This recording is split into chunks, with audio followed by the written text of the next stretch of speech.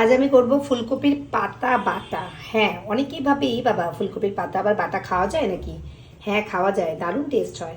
দেখো এই যে এটা জল দিয়ে ফুলকপির কচি কচি পাতাগুলোকে আমি ভাপিয়ে নেব। হ্যাঁ, ফার্স্ট ভাপাচ্ছি। ফুলকপির পাতা তো ভাপিয়ে ফেললাম, হয়ে গেল, কিন্তু এটার মধ্যে কি কি দেব সেটা তো আমার একদম খেয়াল পড়ছে না।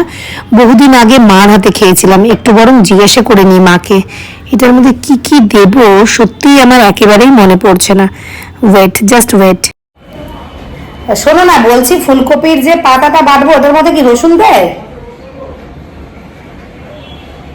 ফুলকপির পাতাটা প্রথমে ভাপিয়ে নিয়েছি, তারপরে রসুন দেবো আর কাঁচা লঙ্কা দিয়ে মিক্সচারে করে নেবো তো। ও, তারপরে কালো জিরে দিয়ে টেলে নেবো। ও, আমি ভুলে গেছি রসুন দেয় কিনা। ও, ঠিক আছে। আচ্ছা ঠিক আছে, খুব বেশি দেবো না, অল্প করে 2-4 কোয়া দিই। আচ্ছা ঠিক আছে, তাহলে ধনে পাতাও দিই। আচ্ছা ঠিক আছে।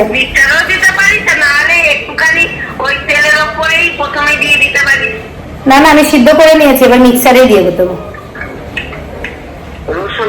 ও, রসুনটা ঠিক আছে। হ্যাঁ, আচ্ছা ঠিক আছে, রাখো তাহলে। হ্যাঁ, মিষ্টি দেবো। ঠিক আছে। এই দিয়ে দেবো কাঁচা লঙ্কা, এরপরে কড়াতে কালো জিরে আর কাঁচা লঙ্কা দিয়ে একটু নাড়িয়ে চাড়িয়ে ফিনিশ হয়ে গেল।